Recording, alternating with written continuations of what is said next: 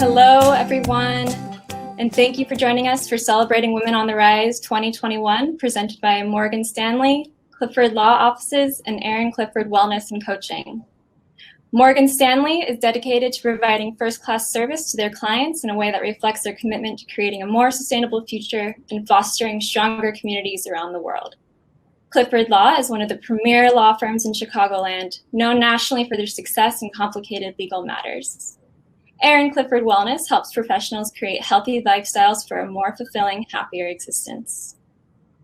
Today, we will hear from 7 incredible women. Our panelists include Kathy Roeser, Managing Director and Wealth Advisor of Morgan Stanley, Erin Clifford, Director of Marketing and Business Development of Clifford Law Offices, and founder of Erin Clifford Wellness and Coaching, Sheryl Berman, founder of Unbundled Creative, Zoe Elton, Director of Programming for the Mill Valley Film Festival, Nurit Raphael, co-founder of Own a Life, and comedian Megan Gailey.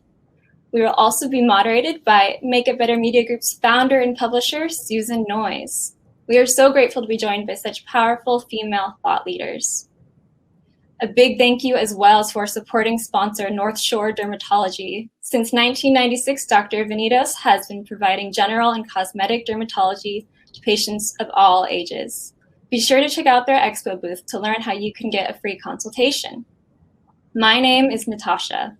I am the marketing manager and virtual events coordinator here at Make It Better Media Group, and I will be helping to moderate today's event behind the scenes. If you have any technical questions, please feel free to reach out to me via the chat located on the right side of your screen. And without further ado, I'm going to turn it over to Susan to introduce Megan. Thank you so much, Natasha, and welcome everyone from across the country. We saw early arrivals from New York City, Chicago, San Diego, of course, the Bay Area, New York, San Diego too. This is fantastic. I'd like to give you a little bit of history, how we all ended up here. Sheryl Berman, who is the character that Elizabeth Moss is based on in the TV show Mad Men, who had an amazing career in branding, helped bring the brand of Make It Better Media Group to life. She is still our Chief Creative Officer. And we started together this event called Women on the Rise, wanting to celebrate women who are and demonstrate great success for others and give good advice. So that's what this is. We started in Chicago. We brought it to life in San Francisco once Make It Better bought Marin magazine. And now in pandemic times, we're delighted to bring it across the country, starting with Megan. Megan Gailey is a comedian having appeared on the Conan O'Brien Show and The Tonight Show. She's performed in her own specials for Comedy Central, and she's speaking to us from New York City because she is premiering her own show tomorrow, I think. So Megan, make sure you tell us about that, as you also show us your humor in everyday life experiences. Hello, thank you, Susan. Hello, ladies. I am joining from New York City. I live in Los Angeles, but I wanted to come to a place that was much louder and dirtier to be with you today. So if you hear garbage trucks in the background, they're real. Children crying. There's one on the balcony next door. Oh boy, Women on the Rise. My therapist just texted me. So that's how I rise with my mental health. I am so excited to be here today. Very excited to hear from the cannabis specialist. I love being able to talk to women, even if I can't see you all. Hello, Jasmine, Felice, Wendy, Stephanie. I love the chat over here. If I could see you guys, I think I would be so distracted.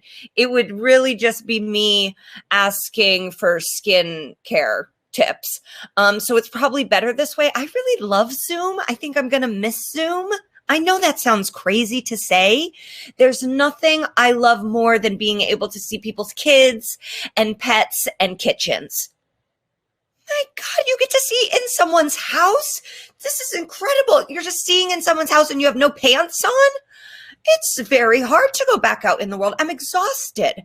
I thought I was doing really well too. I thought I had been practicing all of my small talk in my head over the last year. But I was talking to a woman the other day And like halfway through the conversation, she looked at me and goes, "Don't worry, I'm struggling just like you." But I hadn't been struggling.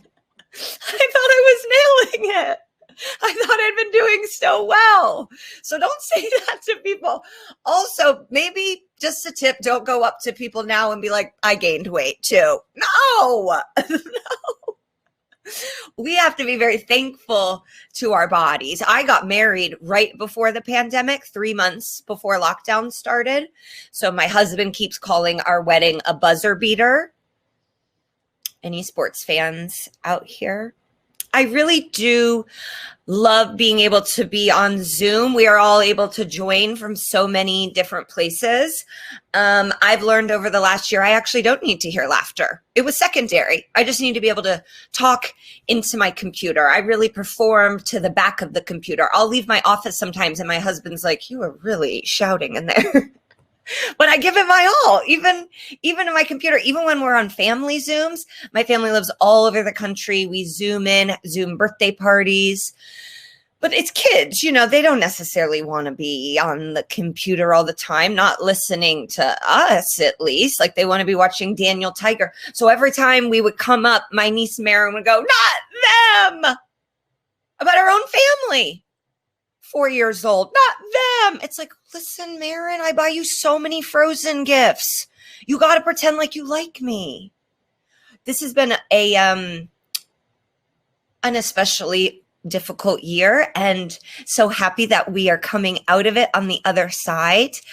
A lot of my philanthropy work is with people in the elder community. I do a lot of work with Alzheimer's awareness and with elder care. I used to work at a retirement community, and people are like, "Oh, you must be such a good person." And I am a really good person, but it was also the hottest I've ever felt in my life. Yeah, when you're 25 working at a nursing home, that's going to do a lot for your self-esteem. I could walk in just looking rough on a Monday and they'd be like, "Your skin, it's beautiful." "Oh no, someone's calling me." "Oh, my friend, see, this is what you have to deal with."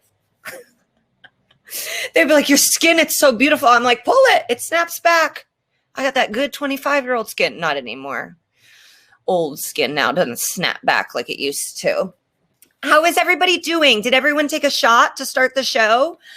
Truly kidding. Can't hear your laughs. Don't know if they're happening. I hope your husbands are walking through like, "What's going on in here?" Sometimes people, especially men, do not like female comedians. I get a lot of like, "Quit complaining and go write a joke." And it's like, oh, well, most of my jokes are complaints. Yeah, so probably not gonna like my comedy. But if your husbands are in the background, hello, be cool, man. Okay, we're having a nice ladies' time. But you can listen. My husband's a man. I like them. And I think without further ado, we are going to keep this going. I am brought to you here today by Susan Noyes, who is a longtime family friend. Her mother is actually my dear friend. Susan loves to connect good people around good ideas, and she has done a ton of volunteer philanthropy work. She was an elected official, and she was on multiple boards while raising her 6 children and 2 stepchildren. Susan is the reason that we are all here today, and her motto is "A clean home is a wasted life." And she said I didn't have to say that, but I am going to say it because it is my new life motto too. I'm going to text it to my husband right after that. So please, thank you so much for having me, and welcome, Susan Noyes. Thank you so much, Megan. And we're all going to tune in and watch Pause, which premieres tomorrow on HBO. Thank you so much. Next, we're going to hear from Kathy Roeser. Kathy Roeser is a managing director, wealth advisor of Morgan Stanley. She is passionate about helping her clients pursue their personal ambitions and their family aspirations to help them live the life they work so hard to achieve. More importantly, she's one of the most successful female high net wealth advisors in the country, having appeared multiple times on every top list. Kathy, I'm so looking forward to whatever your good advice is you're going to share today. Thank you, Susan. So great to be here. Very, very excited. I remember when we first started with this event and how it's been building, and now we get to do a Zoom call and reach so many great people. So let's get started. We are going to talk today about some of the habits that many of us have used during COVID-19. Some of those were good behaviors, like perhaps eating better, exercising more, decluttering, spending more time with family. Each of these activities we worked on have parallels, though, in your financial life. So if you can go to the next slide. There are many definitions of a habit. I like the one that Gretchen Rubin uses in her book, Better Than Before. She says habits are invisible architecture of daily life. And she explains that a habit is a behavior that's recurrent and often happens without much awareness and is acquired through frequent repetition. We generally think of bad habits as behaviors we want to get rid of or eliminate, like biting our nails, excessive eating or drinking, or inactivity. And we think of a good habit as behaviors we want to encourage. Those include healthier choices for food, exercise, saving more, decreased spending, and simplifying our lives. Let's get started by looking at some of those habits in our personal and financial lives that we want to develop. We'll call those good habits. On the next slide. Oh goodness, how many of you have heard this New Year's resolution? This year, I want to get more exercise. We're certainly a worthy goal. Many people don't define a clear goal and don't create a plan for accomplishing it. Think about the person who wants to start running. If their goal is to run a marathon, they need to work on stamina, gradually in adding like their distance to their daily routine. But if the goal is to run a sprint or a 5K, she'll need to train, really over shorter distances and gradually build speed. On the next page, I want you to compare this, though, to your financial life. To be successful, you really need to have a vision that looks at both short-term goals and long-term goals, addressing your financial health, finances, investments, and legacy planning. And you can see where you are if you're early mid-career, you have certain goals, late career, and then retired goals. On the next page, another habit people often want to get better at is eating better. We know people who've been on diets. There's fad diets like the grapefruit diet. There's the elimination diets like the paleo diet. We all have heard about Weight Watchers. All work for some people, but don't work for others. And the best long-term approach seems to be diets that are structured around like an individual's tastes and preferences and addresses their personal individual nutritional needs. Think about Michael Phelps, the Olympic swimmer. He could have 10,000 calories a day.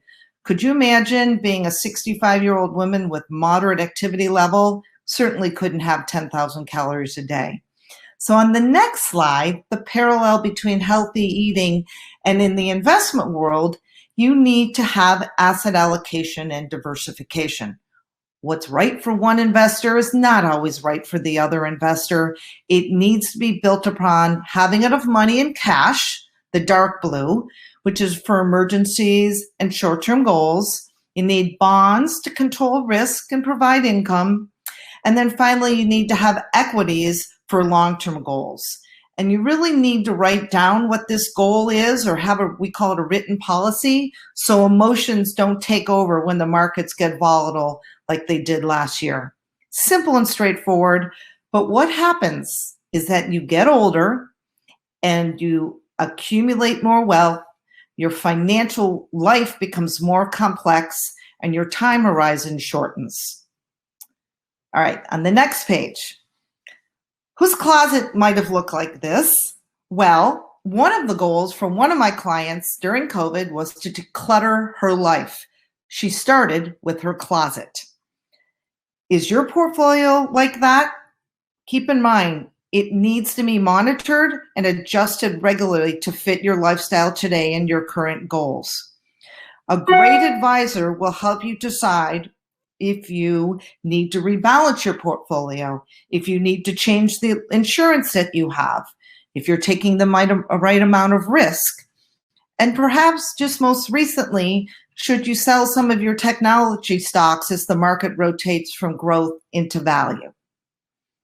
On the next page, This is what I think of decluttering, where you think about where you are and you have an asset allocation strategy that takes you from being an early and mid-career, which is more focused on stocks, to late career where you add more bonds and more cash.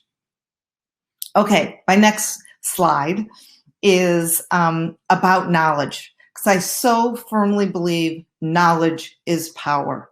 And I want to share these recent statistics that were on the news the other month.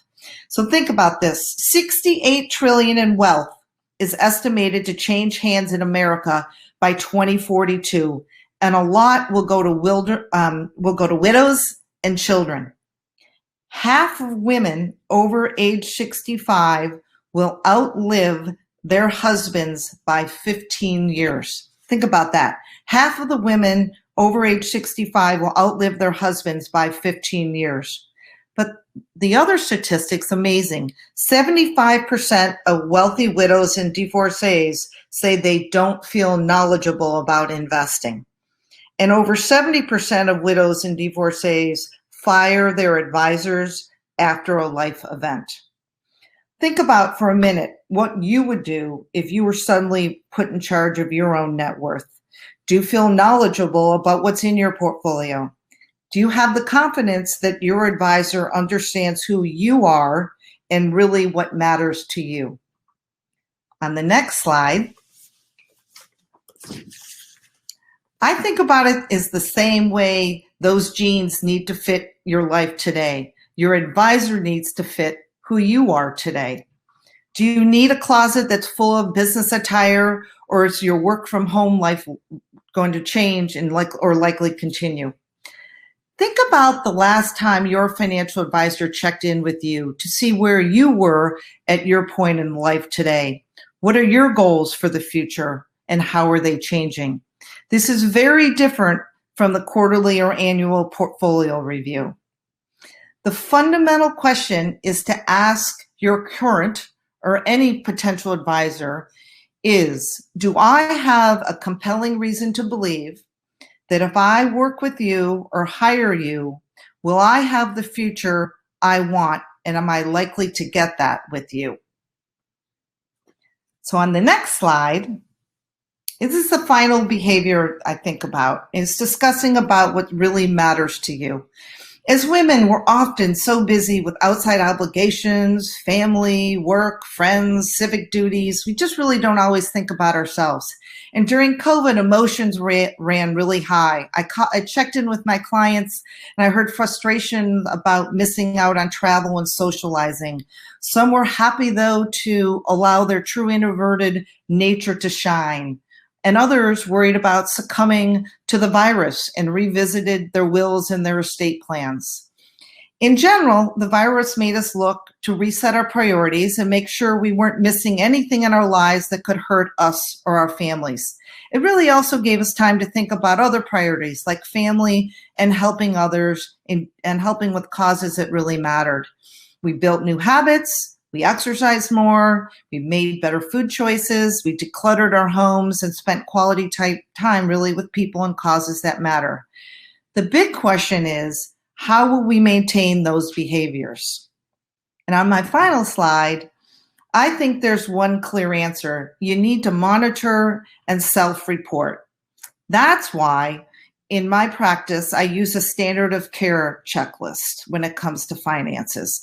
It helps me monitor how clients are doing against their own goals. Each time we meet with my clients, we go through all the items you see on this list and we track their progress. If we see a lot of red, we know we need to step up the pace. If we see a lot of green, we keep an eye on the wind and adjust as needed along the way. I think of my job as the coach to get you to the finish line. Thank you. It was great talking with you, and I look forward to chatting with you after. Kathy, that was fantastic. And we will also send out a summary of all those excellent points as follow-up. And you've given me a lot to think about. So it seems ideal to go from financial good health to actual wellness good health. I'm delighted to now introduce Erin Clifford, the Director of Marketing and Business Development at Clifford Law Offices and founder of Erin Clifford Wellness Coaching. Her passion for law, holistic health, and career excellence make her a powerful force in maximizing the performance of the clients that she works with. Erin, we're so looking forward to hearing from you. Thanks so much, Susan. So I have a few slides that we're going to share. It's so great to see all of you today. So what I really want to talk about is that you want to really invest in yourself. So we just learned about investing financially. So here's a little something about investing in yourself. So I always think about this as my oxygen mask rule. So think about when you get on an airplane, the flight attendant tells you to put your oxygen mask on first and then assist others, then assist your friends and family. So think about that for your life. You need to practice self-care so you can be your best for all of those people in your life and you can accomplish all of your life goals. So on the next slide, I like to say that we need to set our own boundaries. So for example, as women, I think we can all agree about this. Sometimes we are the worst person at setting those boundaries. We all clutter our calendars with too many things prior to the pandemic. Maybe some of you now keep feeling like everybody, now that you're vaccinated, wants to get out and get together. So it's important as we start this new chapter that we really set those boundaries based on the values and the things that are important to us. Next slide, please. So in one way you can do that is by really practicing self-care. So here's a few ideas. Refrain from arguing about something trivial. Sometimes we get mad at a family member because they left some dishes in the sink. It's not worth the stress it causes us. Use your vacation time. Take a mental health day. It's in place so you can get that R&R, that rest that you need. Practice mindfulness or gratitude. Exercise. Not only is exercise great to keep us in shape, but it's also great for our mental health. Volunteer. Nothing makes us feel better than helping somebody else in need. And of course, do an activity that you love, things that maybe you couldn't do before the pandemic, or something you did as a child if you used to love to art or to paint. Get back into that stuff. That can also be a kind of meditation and de-stressing activity for you.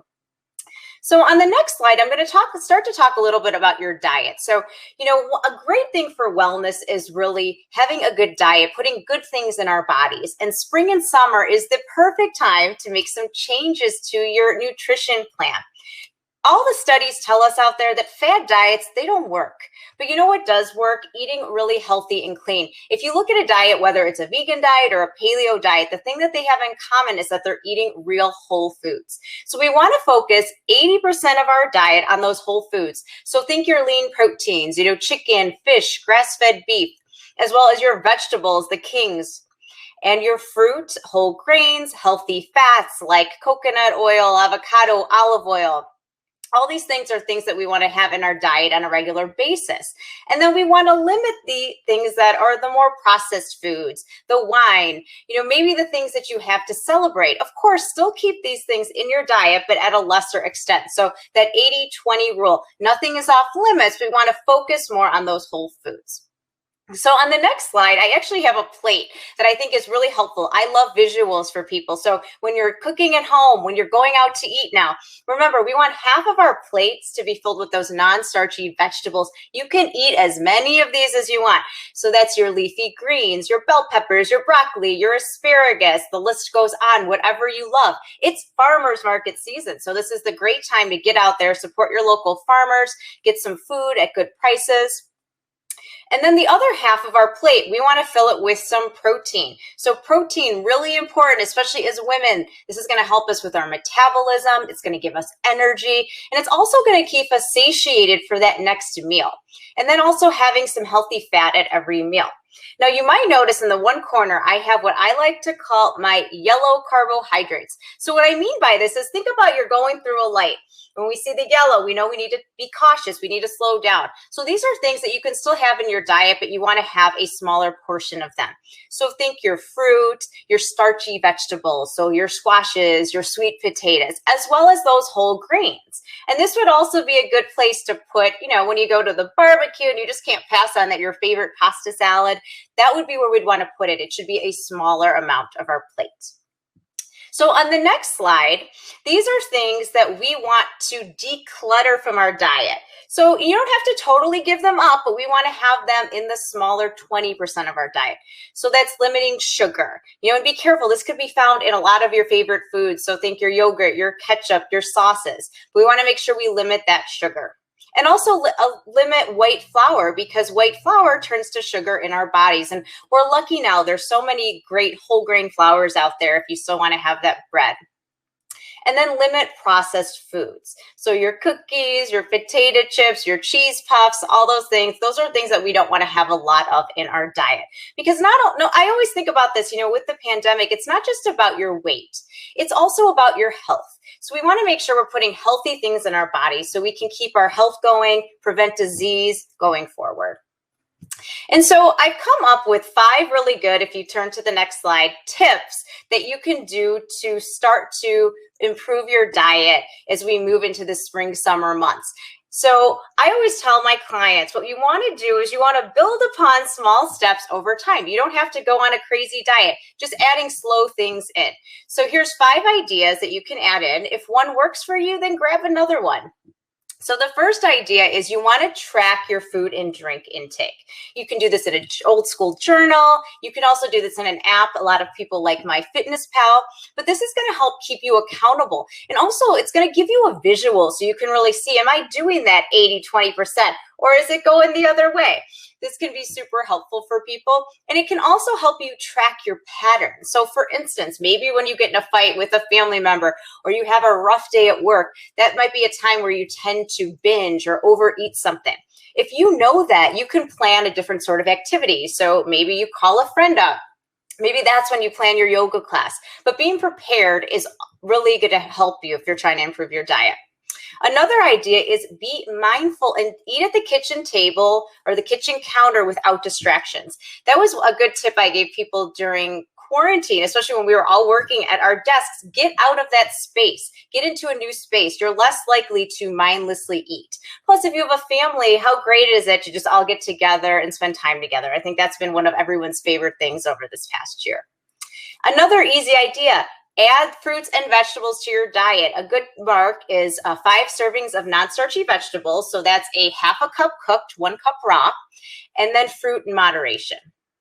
And on the next slide, I have my last 2 tips, which are to think about the kitchen like this. The kitchen is closed after dinner. You're done. So go at least 12 hours between dinner and breakfast. This is going to allow your digestive system to rest. Some of you may have heard about intermittent fasting. It's something that I really like, my clients like, but there's a lot of studies that suggest at that 12, even 13-hour mark, we're getting tons of benefits of doing this small intermittent fast. And it's really easy. Think about it. You're done eating at 7 at night. Maybe you don't eat till 7, 8 the next day. So most of the time you're going to be sleeping anyway. And it's also going to help you because then you're not going to late night snack, which is a time that we tend to take in a lot of unwanted calories that we don't need. And then lastly, you can improve your diet by adding 8+ glasses of water a day and foregoing sugary beverages. So if you're someone that doesn't like water, I love to have fruit-infused water. You can even get fruit-infused water bottles. I actually have lots of recipes on my website where you're basically just going to put in different fruits, different herbs. So think a citrus blend or a strawberry and basil, but these are great things, perfect for summer, that are going to help you get in all that water intake. So try one of these back to basics tips over the next week. And if you like it, then add some more in. And then the last slide, what I want to close with is just really by saying, I think after everything we've been through this year, we really want to practice gratitude. I keep hearing, yeah, this has been tough, but I've gained all these things from the pandemic. Maybe I've started slowing down. Maybe I've spent more time with my family. I'm cooking more. Some people went back to school. Some people changed jobs, but some good things did happen. So hold on to those things. And when you're having a bad day, just remember that one of the best times to count your blessings is when you don't necessarily feel like it. So I think that's something that we can all relate to. So I am really looking forward to the Q&A as well as the breakout rooms and getting to answer any questions that you all have. Erin, that's fantastic. And I love your rules and your visuals, and I have follow-up questions I'm going to bring to you. Great. But now it's time to hear from Sheryl Berman. As I mentioned before, Cheryl was the Chairman and Chief Creative Officer of Leo Burnett, and she is a master storyteller. After leaving Leo, she founded Unbundled Creative, which has soared in its branding.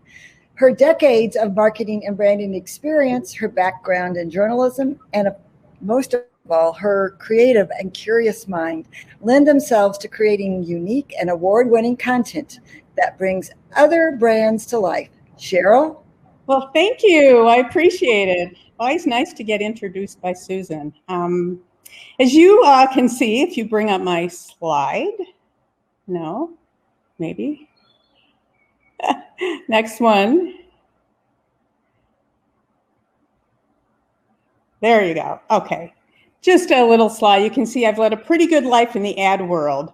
So today I want to see if I can help some of you with some tips on how to move your brand forward in the future. So next slide.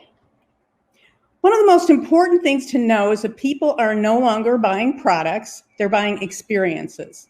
People are tired of just looking at screens for inflow, outflow, and entertainment.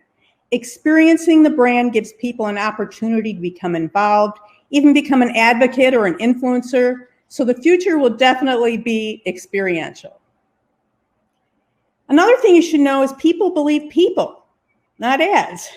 The effectiveness of traditional ads and marketing is definitely eroding. The sales funnel is collapsing, and customers own the buyer's journey. People believe each other through reviews, shared content, and influencers they respect and they trust. To be a great brand, you have to connect with customers as people. You have to be able to tell them your story. Now, as a famous poet put it, the universe is no longer made up of atoms, it is made up of stories. So make sure you know how to tell your story. Another thing to realize as a marketer is that the future is female. Women make 90% of all purchases, and very importantly, 89% of women will actually consider switching brands if the brand they support has a cause that's important to them or their family.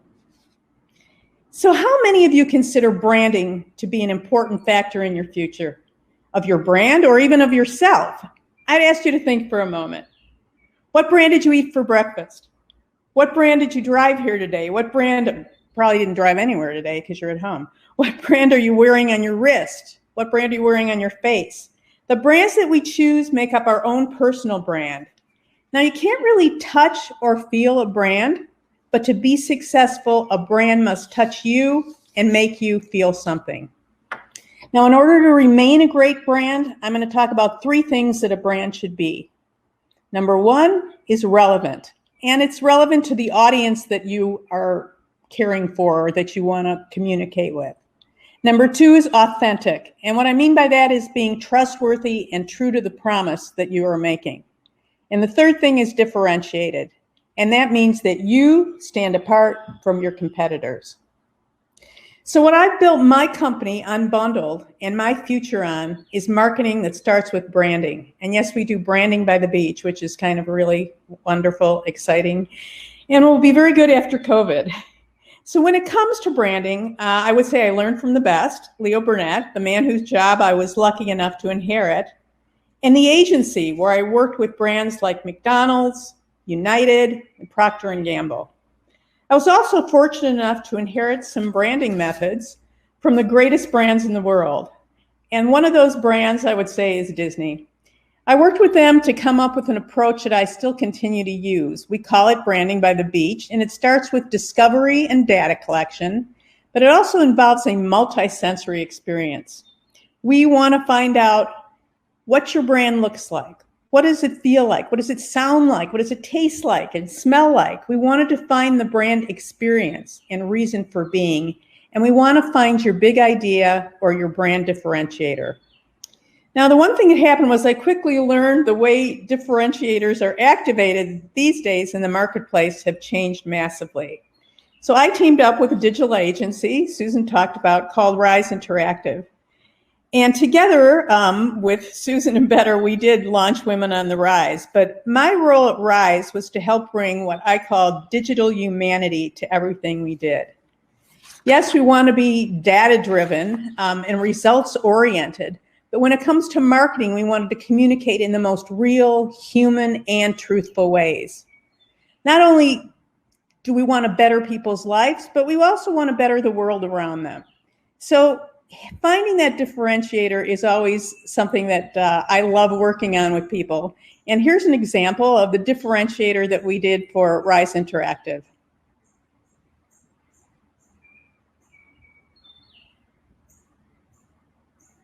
And I think Natasha's going to play a video, I hope.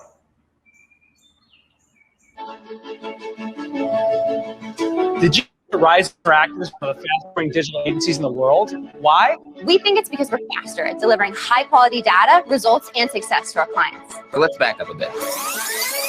Rise was founded by John Morris, one of the fastest, smartest, most data-driven thinkers on the planet. As a child, he was small but fast. Very much like Rise. John excelled in soccer, math, and strategy games.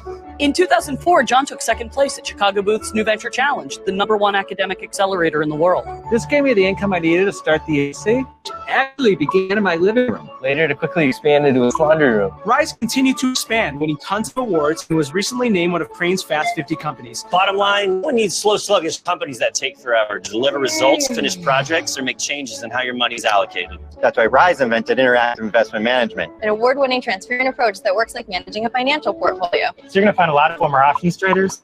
And even a NASA rocket scientist at Rise, allocating budgets more efficiently and effectively. Resulting in faster, better, more meaningful experiences. We've invested millions in Connects, a system that delivers insights faster than any of our competitors, because speed matters. Think of Rise as a teenager. What was that all the baggage? Fast-moving, full of energy and possibility. And of course, growing by over 300% in the last 5 years. So if you want your company to get moving, expand at an exponentially faster rate than your competitors, contact Rise. Then like Rise, you too can be one of the fastest growing companies on the planet.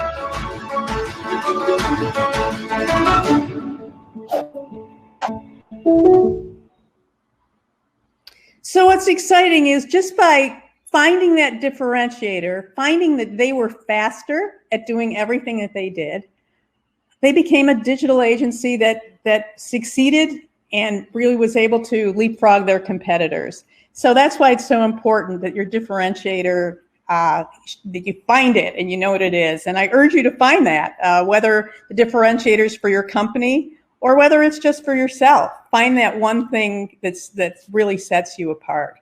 And then, embrace the future. So find your differentiator, there we go. And the last thing I just put on here, because I always love this frame, was stay passionate, stay hungry, stay humble. Thank you. And I hope we get some good questions later. Cheryl, I love digital humanity. I love your lens on to grow a good business. You have to let the world know how you make it better too. So thank you for that. I'm confident there'll be many good questions as a follow-up. But now it's time for me to introduce Nurit. Nurit Raphael is the founder of Ona Life Cannabis. With her background in design and merchandising, because she started her career at VFX post-production, beginning with commercials and then working her way into TV series and movies such as Games of Thrones and Deadpool, Nurit brings a wealth of creativity, ingenuity, and compassion into her business to cultivate customer experience like no other. All right. Thank you, Nurit. Thank you so much, Susan. I'm absolutely honored and humbled to be here today, especially next to such high-ranking and accomplished ladies. I must say, I never would have thought cannabis would bring me here today, but I couldn't be more proud to share my unique story with everybody. My journey started by being in a dark place close to rock bottom in my daily life. I felt no connection or passion with my position in VFX post-production, and I was resenting each and every moment I spent in the studios. It was the year of my 30th birthday, and I knew if I didn't make a change that year, I'd be locked in to this career path. At that time, it was 2014, and Colorado had just legalized cannabis medically. And in my gut, I knew California would be next. It's hard to believe it's been 6 years since. My older brother, Aviv Raphael, who today is my co-founder at Ona and our sole investor, gave me the courage to believe in myself and my vision for cannabis in Marin. Aviv allowed me the time to explore the industry and encouraged me to find my own rhythm within this fresh start. Getting into cannabis was no simple task, and coming from a conservative family in Marin, I didn't want to get into any sort of legal trouble. I was already warned by friends and family I was going to ruin my reputation, but it was a risk I was willing to take. My first move into the industry was working with cannabis attorneys who taught me all the ins and outs of the industry and the gray shaded regulations we had at hand. Through this opportunity, I learned what an impact becoming an advocate and lobbying in different cities could do. So as determination had it, I started the Marin County's Couriers Association, which is where I truly found my inner power. I had to speak in front of city council, the mayor, and all city residents who were majority against cannabis being operated in their own towns. I most definitely have been called a couple of different names throughout these meetings, and my heart would be pounding uncontrollably. But I always knew cannabis is medicine, so it was very easy to stand up for something I believed in wholeheartedly. Even after being called derogatory names, I continued to lobby up and down Marin County until finally the city of San Rafael opened a licensing pilot program. And yes, this was 3 years later. San Rafael opened their licensing program in 2018, and today over 36 states allow for medical use of cannabis and 20 allow for recreational use. For those of you who have not ordered from ONA, we are currently an all-female staff of drivers, concierge personnel, except for Aviv, of course. Our pledge is to always have a helping hand in our community and to stand to eliminate the stoner vibe. Today, I love what I do every single day. We are helping people feel good, sleep like a baby, relieve pain, calm anxiety. Our clients are constantly sharing their success stories with us, and nothing is more rewarding than hearing firsthand how happy people are with their outcome of the responsible use of cannabis through ONA. ONA has received 5 awards in total, and we are one of 4 delivery licenses in Marin County and offer a high-end, high-touch experience for each client. I personally pick each product that is on our menu, and I pick them by sourcing ingredients, fashion-forward branding, and their social impact. One of my favorite things about ONA is our give back program called the Random Acts of Kindness. I pick random different organizations to support. Our Random Acts of Kindness campaign is my true baby within ONA. I've always wanted to work in philanthropy, so this is my silver lining. We have held multiple cannabis educational events, retreats in the wine country alongside companies like Urban Remedy, Outdoor Voices, and pop-up events in places such as the Marin County Country Mart at Jenny K, collaborations with Marin's one and only Susan Hauser from Power Now Yoga, all in hopes to break the stigma. Today, being on this platform next to bankers, lawyers, coaches, film producers is bringing ONA, the cannabis industry, and myself that much closer to breaking the stigma. Thank you for having me. I couldn't be more proud. Thank you. Nurit, you are a perfect example of a woman on the rise, elevating other women as you rise, and digital humanity by starting with the story that you did and where you have ended. You've made your story more personal to all of us. So thank you so much. Thank you. I will say I've had a female mentor throughout my entire life, and there's nothing better than having a woman behind you. And women are known for giving a hand up and a hand down and taking care of each other, their girlfriends along the way, which is why the future really is all about women. But now it's time to talk about, to introduce the next powerful woman and talk about power and a true leader who has opened so many doors for women. It's Zoe Elton, who founded the Mill Valley Film Festival 40 years ago. She also visualized and founded Mind the Gap, an organization that is paving the way towards greater gender inclusivity in the film industry. She has opened more doors for women in movies and storytelling than I think anyone else. Zoe is also passionate about bringing extraordinary films to new eyes. Better Media, Make It Better Media Group and Marin Magazine have been so proud of our partnership with the Mill Valley Film Festival and the amazing work that Zoe's done. So thanks for giving us your insights. Well, thank you very much for having me. And also thank you for mentioning opening the door for people, because I think one of the things that I've learned through the years of being a film festival director is that you've got to be a door opener. Initially for filmmakers whose work we get to show and premiere at the film festival. But I'm thinking also in the way that this panel has been framed is about unlocking potential. And I realized that a part of it is recognizing potential and seeing potential. And that's kind of exciting. So of course I'm in the business of stories, essentially. But I have a question for you, rhetorical, obviously, because I'm just on a Zoom screen right now. When I say this word, what image comes up for you? Film director. When I say film director, what's the first thing that pops up? Is it a man? Is it a woman? Is it an old person, a younger person? Are they wearing a baseball cap? Are they straight? Are they gay? Are they what race are they? It's one of those things that, as somebody in the film industry, it's kind of an interesting thing. What you see is what you think is maybe available to you.